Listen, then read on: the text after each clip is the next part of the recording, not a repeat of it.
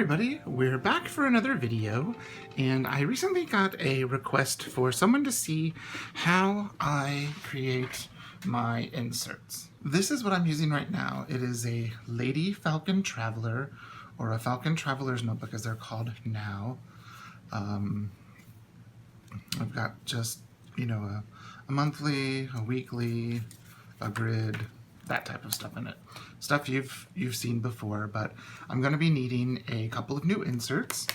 One, I need a new notes insert, and the other insert that I need to try, I have this monthly tracker, the Ink Imperfections, one from Taylor at Paper and Cats. These are both Paper and Cats inserts. Actually, this is 2 pages from the monthly that I just printed a bunch of.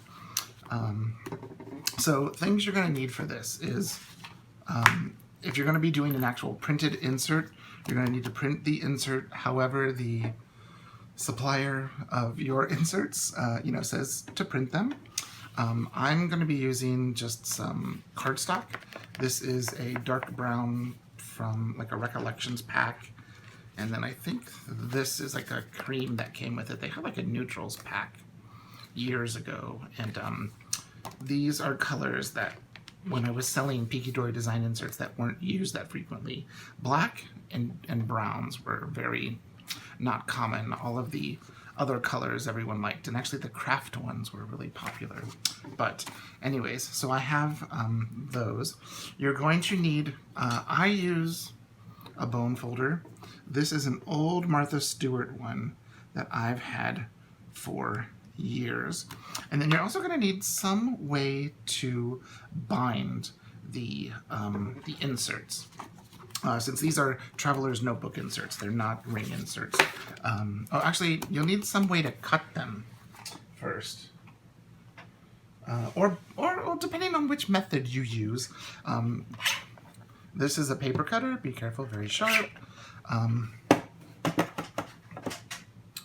Or this is my newest, I guess, slice cutter. Or I'll insert a photo here.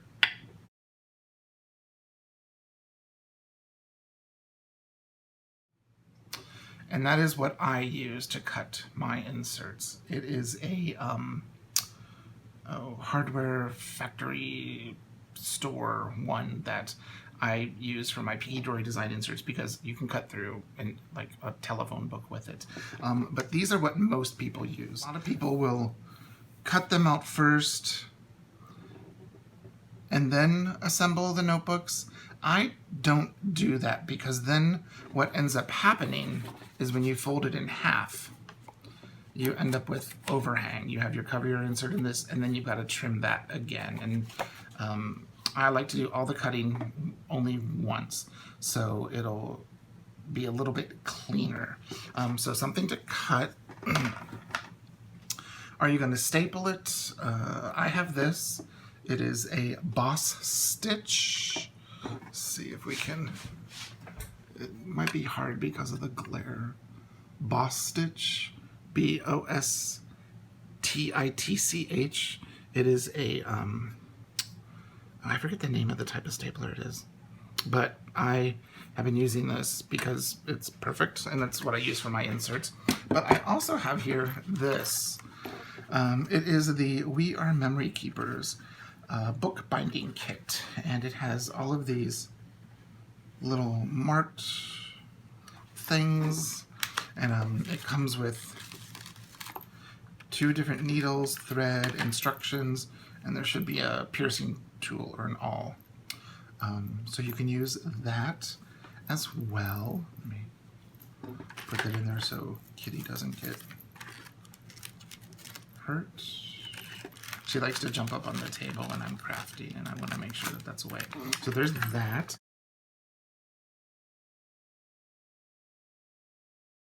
And that's kind of the tools that you need. So the first thing, let me kind of get some stuff out of the way and clear.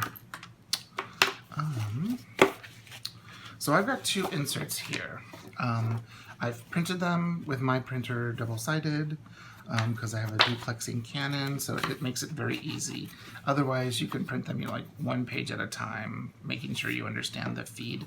Printers are so difficult to talk about over the internet because everybody has a different printer with a different type of feed, and it really means making sure you understand how your printer works. That's the biggest caveat that I'll say is really make sure you understand how your printer works and do a couple of test prints of like 1 or 2 pages so you understand how your printer flows. I have a grid insert, just plain grid.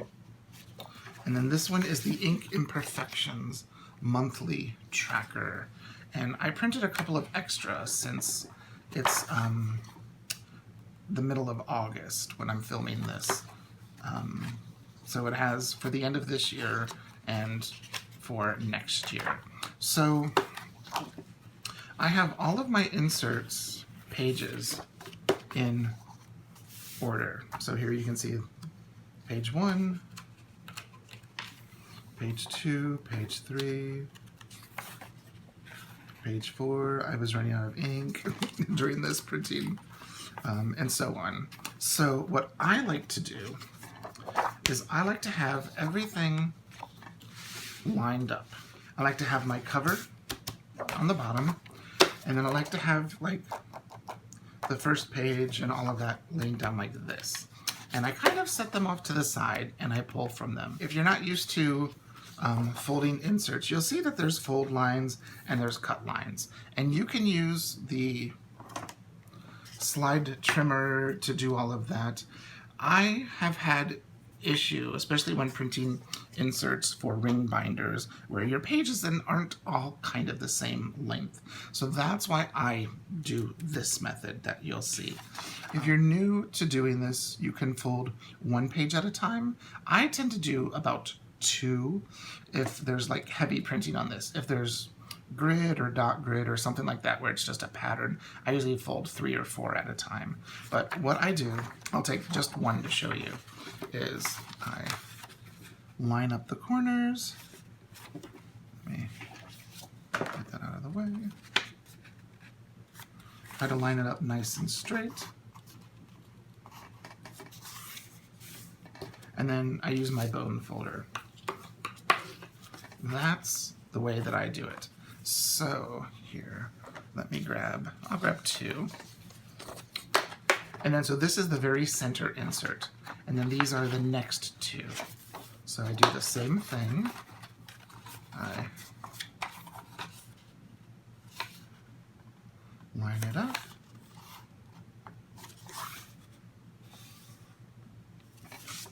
Fold it in half.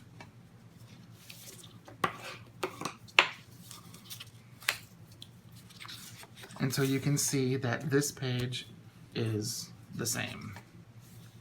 So there's 1. And if it's a new insert to you, fold 1 at a time. Just so that way you feel good about that. Because this is an insert that I haven't, I'll set those upside down over there. It's also another thing, make sure you have your insert the correct way.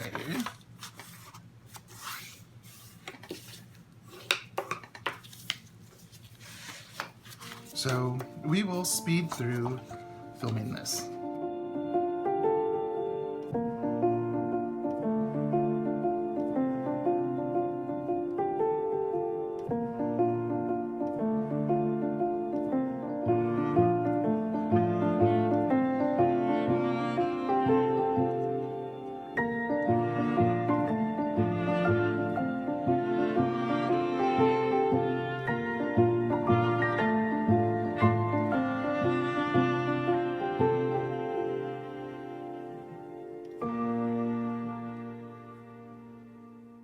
Now, something you can do is use this. This is an old Martha Stewart scoreboard.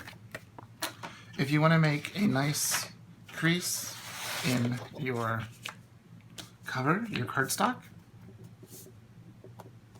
This is 8.5 by 11 cardstock. It's not 12 by 12. So since it's 11, half of that would be 5.5. So just go to your 5.5 mark up here, go to the 5.5, and then score. I tend to score it a couple of times, but don't press too hard, just to make sure. I don't even know if you can see, but there's a fold line. Let me get the board out of the way. And then you can fold on that line. Now, the cardstock from the Recollections is a little bit longer than 11, but that's okay. We're going to cut that off. So there's one insert, and I'm going to fold the other insert, and I'll be back. Okay, we have both inserts folded and inside of their covers. Now, they haven't been bound. I'm not going to do the this version yet because it's something that I haven't done before. I have the tool, and of course, I've never used it. You know how that goes. And so I don't want to do a tutorial on this yet, just because there's so many good tutorials on YouTube on how to saddle stitch things even without this guide. I want to do a little bit of playing with it before I do it. But what I do with all of my inserts is, just because of the ease and the convenience, and because I have this device, the stapler, so what I do is, you can see here at the top that the cardstock is just a little bit wider and a little bit longer than the 8.5 by 11 piece of paper, and that's just how Recollections does it. But what I do is, and I don't use any clips. I mean, I guess you could clip these together if you wanted to, if you had any fancy binder clips, if you wanted to do that. But what I do is, if you look here, with the stapler I use, you can see that there's this little ledge right here. And that's where you put the corner of your book, because that's right here where the stapler will go in, where you put it. Now, the inserts that I'm making are A6 size. And I'm just going to make sure that that's all the way down. Ooh, Kitty might make a mess. What I do is I just put 2 staples in my inserts, but you'll see here how there's this edge, and for most inserts I make, for A6, for personal, for standard, for B6, for B6 slim, for the larger sizes, what I do is I line the edge of the paper up with this line, and then I press down, and I make sure that this is really tight to the board. And then I staple. And so you can see that went straight through the center, and it's right on the fold. Then I just do the same thing with this side. I make sure it's lined up with the edge, press down really firm, and we have our staples there. And then if you want to, you can go over with the book binding again. I might have to stop because Kitty has gotten up in the dishes, and so there, we have one book bound.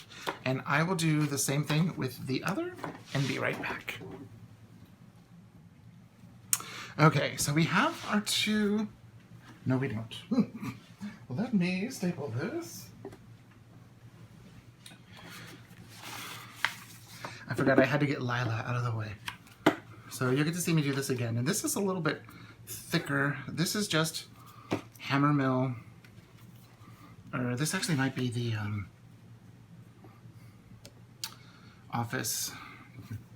depot version of the paper. It's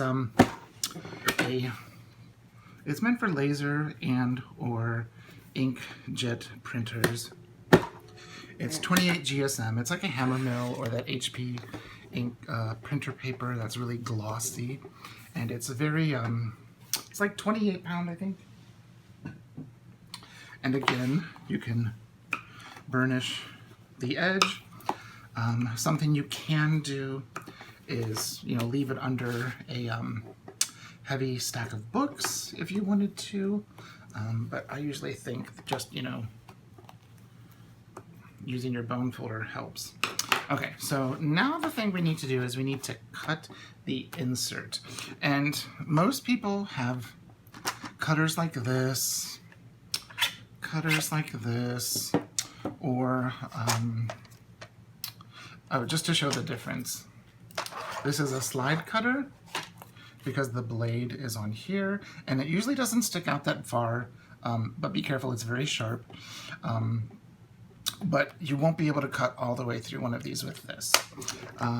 As is the same thing with this. This is a small version of a guillotine, and this Fiskars is basically, you'll see there's a blade here and a blade here, and basically it is a pair of scissors. And these are just way too thick for that because they won't go under this paper guide. Something that you can do if you don't have one of those, if you have a box cutter, or if you have a what's it called, a rotary cutter. This is what I used to do before I got my big cutter. I'll insert a photo of my big cutter.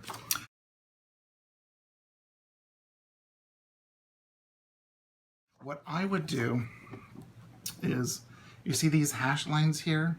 I would get a ruler out and just use pencil to mark that. Actually, here, I'll show you. It looks like Lila wants to make a little appearance.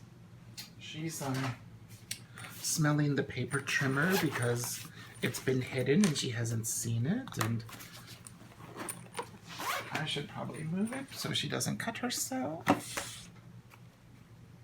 What I have done in the past is I've taken a ruler. This is just an old Tim Holtz ruler I've had for years and years and years. She wants to push all of my pens off of the table. So let me, Lila, honey. Okay, lay down then. So what I've done in the past is see her tail. It's her time to be sneaky and mess with everything I'm doing because I only spent all day with her. And draw a line.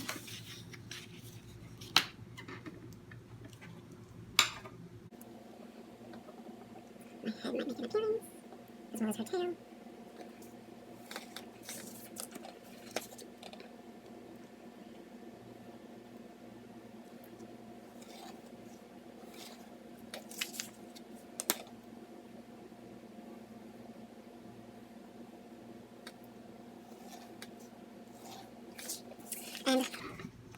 So I would draw those lines, and what I would do is I would fold this in half, just like I had done with all of the pages in the insert. And if you have a box cutter, if you have a rotary cutter, what I would then do is use some clips to clip this to the book. And then I would take my rotary cutter with the ruler. And I always do this one first. I have no idea why, but I do. I always do, and then I would cut.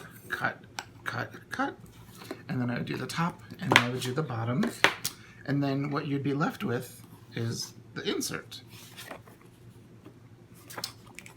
So that's one quick way to do it, and that way you get all of your edges. That's one way you can get around doing that. What I'm going to do is I'm going to take these to my fancy cutter, and because of where it's situated and everything, I don't think I will be able to show you that, but I will bring back the scraps so you can see how I go about that. Okay, we'll be right back. Here's just a quick look at what I have. It is the hardwarefactorystore.com. It is this big monstrosity, which I have sitting next to my printer, one of my printers, and there's just nowhere for me to film this because it's in a tight corner of the dining room. So you can see that the first cut that I made was this right here, and then the second cut I made was the top, and the third cut I made was the bottom. Now, these dark, or the cardstock scraps, I actually save, and I'll show you what for. And I also have them here in the cream color. These, I mean, you know, it's a little over an inch or so. It's kind of hard to use a little piece of paper like that, but if you want to use it for something, you can. Something you could do is shred it and use it as packing, you know, like those little crinkly things. There's machines that will do that, hand ones and electric ones. So there's your insert, and these are the scraps that I will be using eventually in some way, which I'll show you. So now you have your insert. And this one is just a grid, just your basic grid insert. And you can see most of the lines actually did a pretty good job. A lot better than normal, especially since I was on camera doing it, and that never happens. So there's that insert. And again, if you want to, you can, but with it being in your notebook, it will flatten out a little bit. And then here's the other insert, which was the monthly tracker. There's your month page, and there's your weekly, monthly, and projects, and then month 2, month 3, month 4, and so on. Now, something you can do, and it's something that I like to do, is I do round the corners of my notebooks. And one of the reasons why I do is, this is the only A6 I have. I've had Chic Sparrows, I've had a couple of Foxy Fixes in this size, but this Lady Falcon Traveler she makes her notebooks a little bit more compact, not as wide as a Chic Sparrow or a Foxy Fix. So like I have 3 inserts in there and a zipper pouch and a writing board. No pockets, none of that stuff, just insert. Oh, I guess I do have a fun little dashboard in here. This is an old Foxy Fix dashboard that I put some Futurama postcards in because I thought they were fun, quite fun. I think I might have a Chic Sparrow sticker and a Human Rights Campaign bumper sticker, or whatever those things are called. So I do round the corners. I'm sure like many people, many a corner rounder. I've had the Martha Stewart ones, I've had the Fiskars ones, I've had the little cheap ones that are like X-Acto brand. I've even had some other ones that were meant to look like all of those and they didn't work. What I use is this. It is a Japanese product, and it says Kadomaru. Kadomaru. Maru means sea, but you know, not knowing what the kanji or the hiragana is, I don't really know if that means sea. But you have 3 choices. You have a large, you have a medium, and a small. And let me show you on a couple of pieces of paper what they look like. So I'll just do this corner. And what's nice about this is you can do about 3 or 4 pages at a time. So this is the large. You can see how deep of a curve it is. I'll do these on separate ones.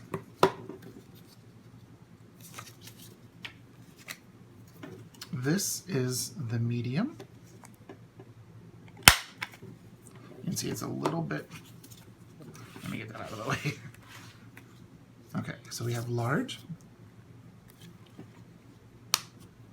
medium, and then here is the small. Small, medium, large. I tend to use the medium and small the most, just because I tend to like them a little bit better. So, large, medium, small.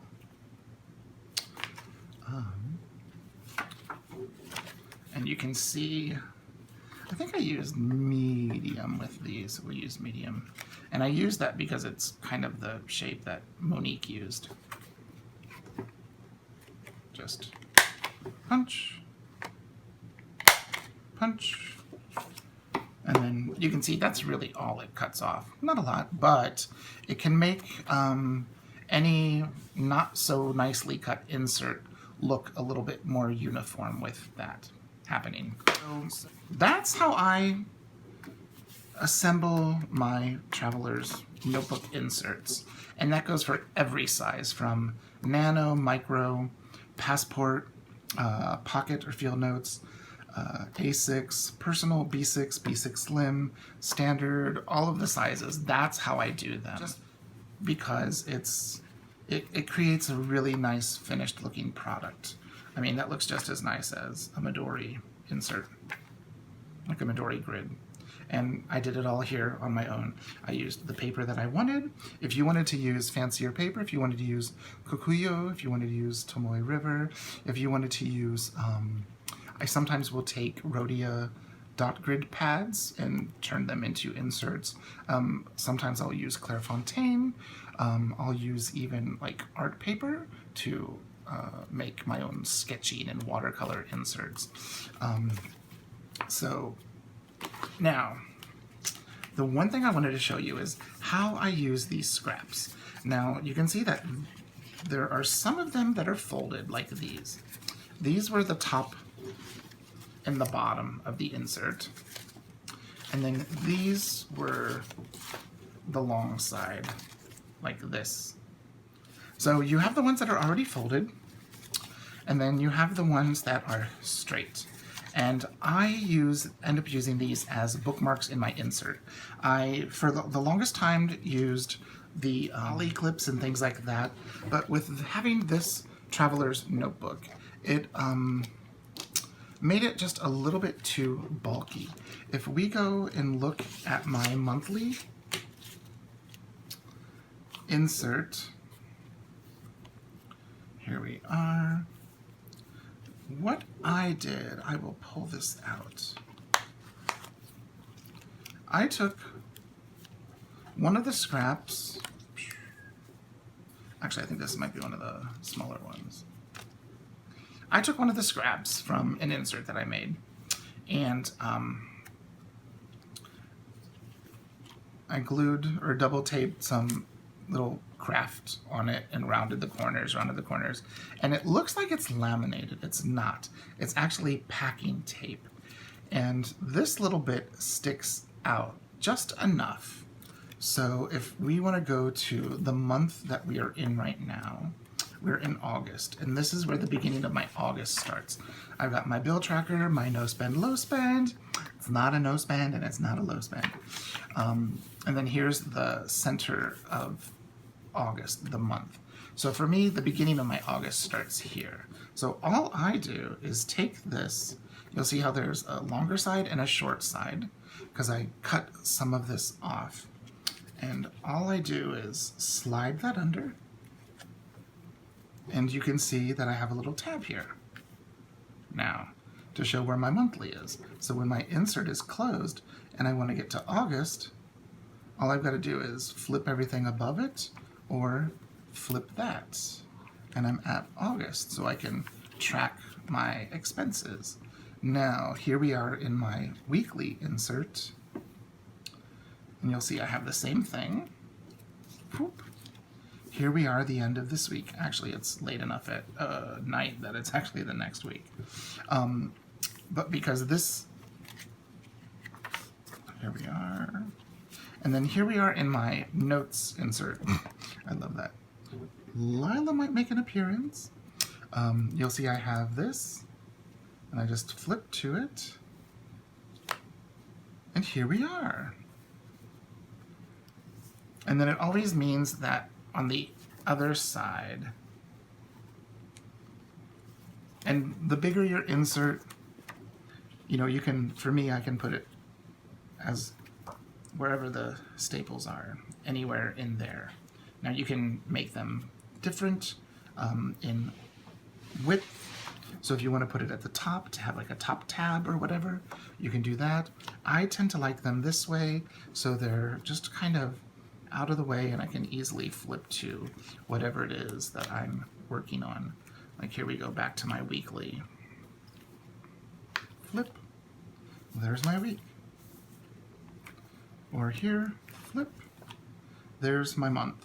So it's real simple. Here, I'll take this one out. So let me use the dark one works so much better on the white paper with the camera. So wait, I've got a folded one somewhere. Just so you can see. You don't have to laminate them. But when I have it in there at the fold, you can see it sticks out a little bit. If you want to, you can change the position of the fold to make the tab as long or as short as you want, or doing that with this scrap. Let's go back to August.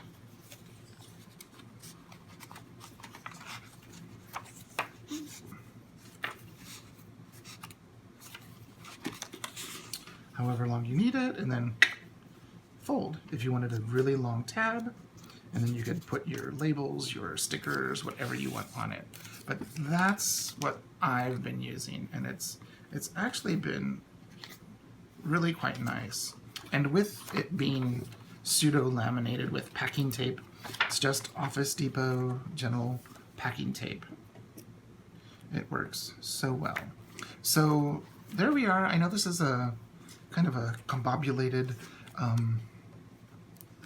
video, but just kind of the one way that I make inserts for myself, some of the things that I did for when I had Picky Joy Designs. Let me get those scraps out of the way. So there you go, just I hope a quick tutorial just so you can see how I make and assemble my inserts. So if you have any questions, please leave a comment down below and I will get back with you as soon as I can. Thanks for watching. Bye-bye.